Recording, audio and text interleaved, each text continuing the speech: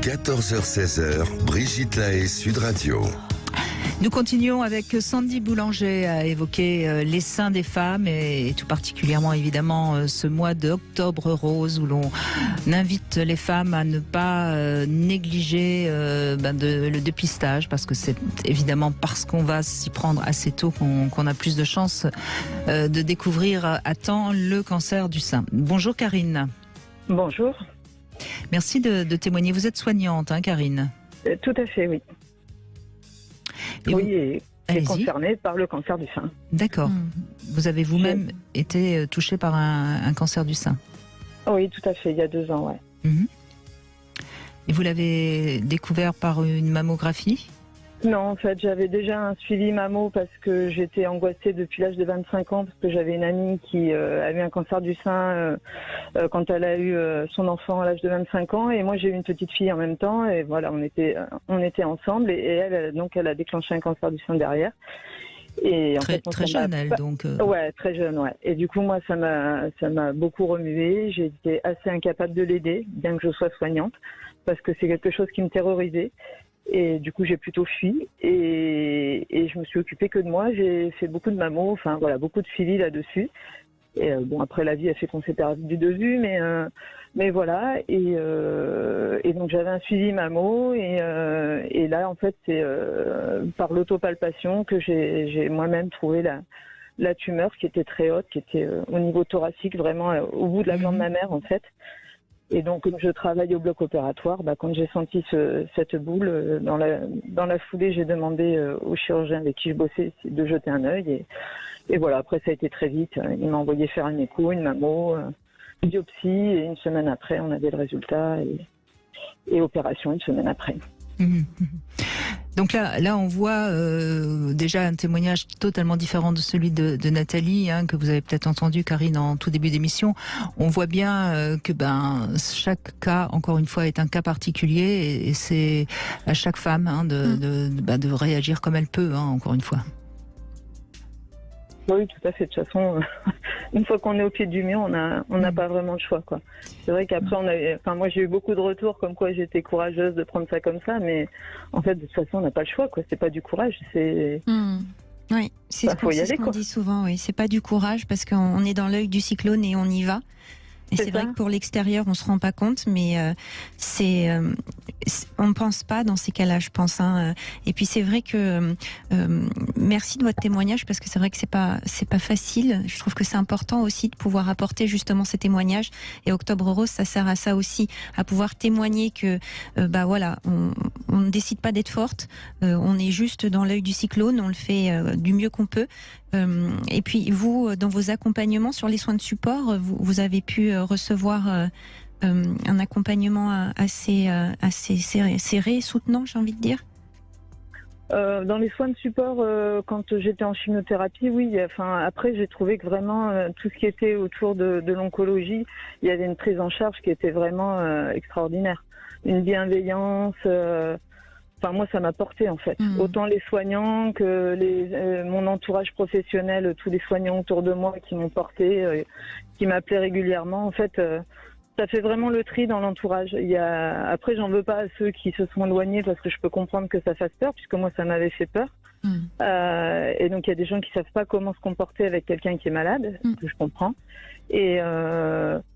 Et après, il y a c'est vrai que c'est important ce que vous venez de dire parce qu'en fait, le cancer, il y a rien à faire. Hein, ça renvoie à la mort, hein, quoi qu'il en soit, même si on guérit de plus en plus du cancer, mais ça renvoie de toute façon à la mort. Et il y a des personnes qui ne peuvent pas gérer ça. Et il faut pas. Et c'est pour ça que je crois que c'est important aussi de parler à ses proches, de se sentir soutenu par ses proches, mais pas de parler systématiquement à quelqu'un parce que c'est quelqu'un de proche. Parfois, on va être plus facilement dans de l'empathie avec quelqu'un peut-être de moins proche, mais qui saura accueillir parce que moins terrorisé par l'idée du cancer. Ouais, je pense, oui, en effet. Quand on est trop proche, je pense que du coup, ça prend trop au trip et ça touche trop, quoi. Et c'est vrai que du coup il y a des gens qui étaient des amis, ou des collègues de boulot qui sont devenus vraiment des personnes ressources et qui m'ont porté tout le temps tout le temps des traitements. Ouais. C'est intéressant ce que vous partagez aussi sur l'aspect que voilà, vous êtes vous-même une soignante et c'est pas pour ça que les choses sont plus évidentes, plus faciles. Non, c'est un parcours de vie. Parce qu'on a une vision qui est biaisée. Moi, j'endormais avant les dames, parce que je suis infirmière anesthésiste, j'endormais les dames qui venaient justement se faire opérer de cancer du sein. Et j'étais très mal à l'aise avec elles quand je les endormais. Et souvent, j'abrégeais ce moment parce que pour moi, elles étaient en détresse et que c'était... Oui, ça réveillait votre détresse, enfin votre angoisse à vous, bien sûr. C'est ça, tout à fait. Alors que maintenant, je vois plus ça du tout de la même manière. Et souvent, Mais est-ce que justement d'avoir eu ce cancer que quelque part, excusez-moi de l'expression, mais je la provoque volontairement, ce cancer que vous attendiez, ça a bouleversé votre vie? Ah oui, de toute façon, ça a été un cataclysme. Hein. Enfin, moi, après, il y a eu d'autres événements dans ma vie. J'ai eu le cancer, ça faisait Non, mais juste de rentrer dans la maison qu'on avait construite avec mon nouveau conjoint, ça faisait 5 ans qu'on était ensemble. Oui. Et ce cancer a compliqué... Enfin, déjà, la construction avait compliqué notre relation. Ce cancer l'a compliqué d'autant plus. Oui. Il a été assez culpabilisant toute la maladie. Après, il a été présent à d'autres moments, mais c'était compliqué. Et 1 an après, quand j'ai fait les bilans de 1 an, pour voir si tout allait bien, il y a eu un doute sur l'autre sein, pour lequel on a refait une biopsie. Et les 8 jours d'attente du résultat de la biopsie ont été terribles pour moi. Et quand j'ai eu le résultat de la biopsie, 2 jours après, mon conjoint m'a annoncé qu'il me quittait. Mmh. Oui, il a pas réussi, lui, à traverser l'épreuve. Non, je sais pas trop, en fait, c'est compliqué. Et du coup, j'ai perdu mon conjoint, ma maison et ma santé en 2 ans. Donc c'est vrai qu'après, l'ensemble a été un cataclysme. Et la maladie m'a paru finalement beaucoup plus facile à traverser que le reste. En fait, je pense que le reste, c'était ce qui était en trop. Ben oui, ça mobilise déjà beaucoup d'énergie que de traverser. Vous savez, c'est intéressant ce que vous dites par rapport au fait d'être quitté par son conjoint. On peut parfois se dire, quand on tombe malade, en plus, la plupart des cas, on se fait quitter. En fait, non, il y a une étude qui a été faite il y a 2 ans qui montre que 84% des couples restent ensemble après 5 ans, après la maladie. Et effectivement, malheureusement, dans les 16% restants, la plupart sont les femmes qui sont quittées quand elles ont un cancer. Mais souvent, la maladie peut rapprocher. Ce que vous dites, c'est que déjà, la construction de la maison avait déjà été problématique. Donc, il y avait déjà quelque chose dans votre relation qui était...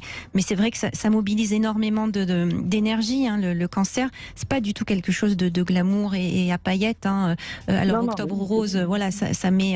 l'espoir, la solidarité, parce qu'effectivement se faire dépister c'est intéressant, c'est important. Vous dites que vos dépistages étaient beaucoup dans l'angoisse parce que vous aviez vécu une expérience difficile. Peut-être aussi que le message fort, c'est de se dire que se faire dépister, c'est justement dans la sécurité, pas forcément dans l'angoisse, parce que c'est l'angoisse qui fait que souvent aussi on se fait pas dépister.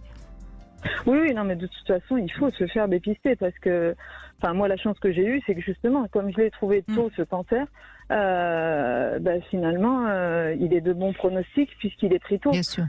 Et ça change tout.